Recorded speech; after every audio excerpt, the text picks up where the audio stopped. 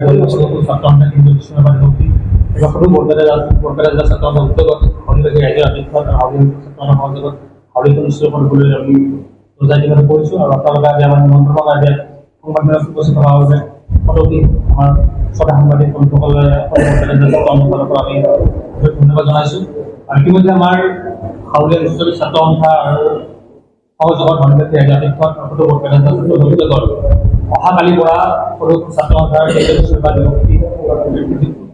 আমি অনুষ্ঠানটো আয়োজন কৰিম। সেই অনুষ্ঠানটো ইতিমধ্যে প্ৰস্তুতি আমাৰ সম্পূৰ্ণ হৈছে আৰু ইতিমধ্যে আমাৰ আজি সংবাদমেলত আমাৰ সৰু ছাত্ৰসন্থাৰ বিশ্বনাথ বিভক্ত উদ্বোধন সমিতিৰ সভাপতি মাননীয় মহানন্দ বাবু ডাঙৰীয়া উপস্থিত আছে আৰু আজি সংবাদমেলত বিস্তৃতভাৱে কাৰ্যসূচী সম্বোধন কৰিবলৈ আমি তেখেতক অনুৰোধ জনাইছোঁ। নমস্কাৰ প্ৰিয় সাংবাদিক বন্ধুসকল, যে আমাৰ 19 তাৰিখৰ পৰা বিশ্বনাথ ৰাভা দিৱসৰ কাৰ্যসূচী আৰম্ভ হ'ব।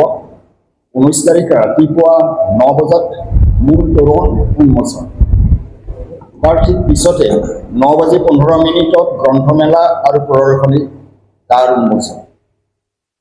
ইয়াৰ পিছত 9:30 পৰা অবিভক্ত বৰপেটা জিলা ভিত্তিক চিত্ৰাংকন প্ৰতিযোগিতা অনুষ্ঠিত হ'ব আৰু ইতিমধ্যে ইয়াৰ প্ৰস্তুতি চলিছে।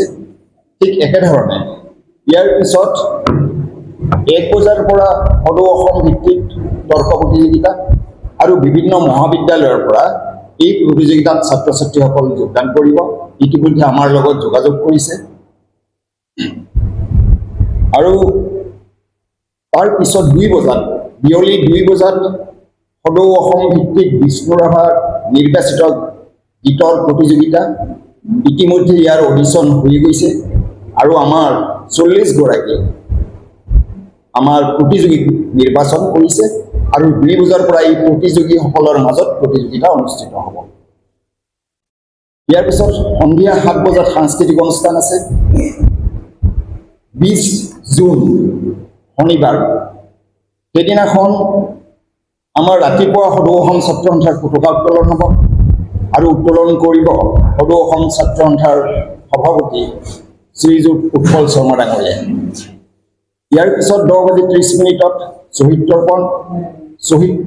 ইয়াত মুখ্য দৰ্শক হিচাপে থাকিব সদৌ অসম ছাত্ৰ সন্থাৰ সাধাৰণ সম্পাদক সমীৰণ ফুকন।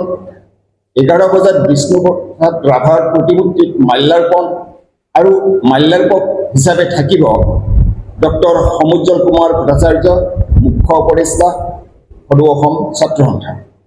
তাৰ পিছতে আৰম্ভ হ'ব জনগোষ্ঠীয় সাংস্কৃতিক সমাৰোহ আৰু মুকলি সভা। এই দুটা কাৰ্যসূচী একেলগে চলি থাকিব। মাজে মাজে আমাৰ সাংস্কৃতিক সমাৰোহ কাৰ্যসূচী চলিব আৰু সভাৰ কামো চলি থাকিব। আৰু এই সভাত সভাপতিত্ব কৰিব সদৌ অসম ছাত্ৰ সন্থাৰ সভাপতি উৎপল শৰ্মা ডাঙৰীয়া আৰু এই সভাত উদ্বোধন কৰিব আমাৰ ভট্টদেৱ বিশ্ববিদ্যালয়ৰ মাননীয় উপাচাৰ্য অধ্যাপক ধনৱতী ডেকা মহোদয়। ইয়াৰ পিছত ইয়াত আমাৰ মুকলি সভা আৰু জনগোষ্ঠীয় সাংস্কৃতিক সমাৰোহৰ মুখ্য অতিথি হিচাপে উপস্থিত থাকিব বৰপেটাৰ বুঢ়া সত্ৰীয়া ডক্টৰ বাবুল চন্দ্ৰ মহন্ত বাপদেৱে।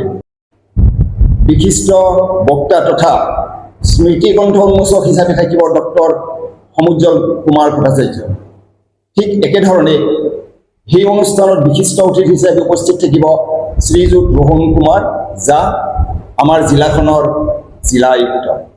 আৰু সন্মানীয় অতিথিদ্বয় হিচাপে থাকিব শ্ৰীযুত শৰৎ হাজৰিকা, সাধাৰণ সম্পাদক অসম উন্নতি সভা, শ্ৰীযুত বিজয় শংকৰ বৰদলৈ, মুখ্য আহ্বায়ক অসম সেনা। আৰু এই অনুষ্ঠানতে আমাৰ জিলাখনৰ 5 গৰাকী শিল্পীক সম্বৰ্ধনা জনোৱা হ'ব। আমি তেওঁলোকৰ নামো আজি এই সংবাদমেল যোগে প্ৰকাশ কৰিব বিচাৰিছোঁ। তেওঁলোক হ'ল শ্ৰীযুত হৰিদেৱ পাঠক, বিশিষ্ট সত্ৰীয়া শিল্পী বৰপেটা, শ্ৰীযুত প্ৰমোদ ৰঞ্জন দাস কণ্ঠী, লোকশিল্পী বৰপেটা, শ্ৰীযুত ভুৱনেশ্বৰ পাঠক, বিশিষ্ট নাট্যশিল্পী হাউলি, শ্ৰী জিতেশ নাথ, লোকশিল্পী সৰভোগ, শ্ৰী জোতাপুত্ৰী দাস, বিশিষ্ট নাট্যশিল্পী বৰপেটা।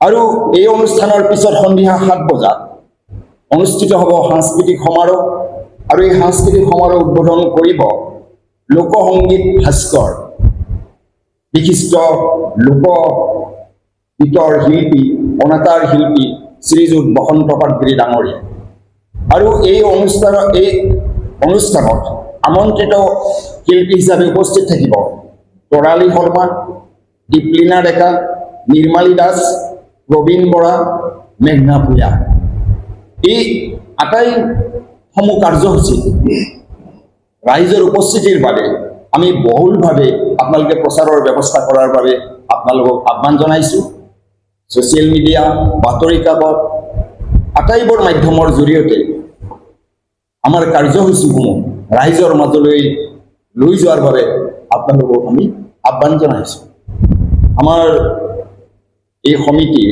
অভ্যৰ্থনা সমিতিৰ কাৰ্যকৰী সভাপতি আমাৰ মাজত উপস্থিত আছে তেখেত দেৱাদীপ দাস তেখেতক আমি আপোনালোকক যদি তেখেতে নিশ্চয় আহ্বান জনাব পাৰে শ্ৰদ্ধাৰ সাংবাদিক বন্ধুসকল ইতিমধ্যে আমাৰ সম্পূৰ্ণ কাৰ্যসূচী আমাৰ সন্মানীয় সভাপতি মহোদয়ে ঘোষণা কৰিছে আৰু আমি আজি এই যি সাংবাদিক মেলৰ মূল উদ্দেশ্যই হ'ল এই দুদিনীয়া কাৰ্যসূচীবোৰ ৰাইজৰ মাজত আগুৱাই নিয়াৰ বাবে মই আপোনালোকৰ ওচৰত অভ্যৰ্থনা সমিতিৰ তৰফৰ পৰা অনুৰোধ জনাইছোঁ এইখিনি আমাৰ এই অনুষ্ঠানত অভ্যৰ্থনা সমিতিৰ সম্পাদক নয়নজ্যোতি দাস তেওঁ সদৌ অসম ছাত্ৰ সন্থাৰ মুখ্য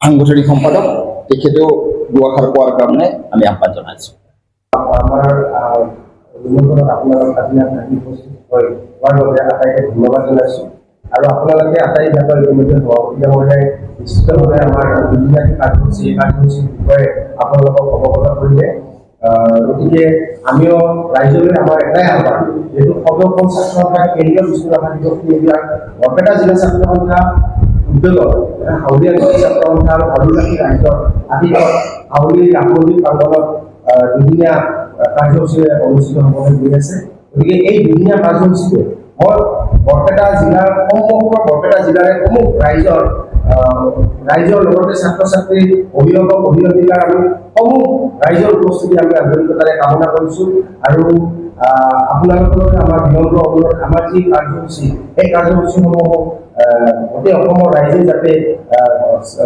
এটা চাব পৰা ব্যৱস্থা হয় জানিব পৰা ব্যৱস্থা হয় তাৰ বাবে আপোনালোকে যাতে যাৱতীয় পদক্ষেপ গ্ৰহণ কৰে তাৰ বাবে আপোনালোকক মই অনুৰোধ জনাইছোঁ আৰু পুনৰবাৰ আপোনালোকে ধন্যবাদ জ্ঞাপন কৰিছোঁ আৰু অহা যি আমাৰ দুদিনীয়া কাৰ্যসূচী এইটো দুদিনীয়া কাৰ্যসূচীটো আপোনালোকৰ সহায় সহযোগিতা আমি একান্তৰে কামনা কৰিছোঁ ধন্যবাদ যিকোনো খবৰ আৰু বিজ্ঞাপনৰ বাবে যোগাযোগ কৰক 7896121996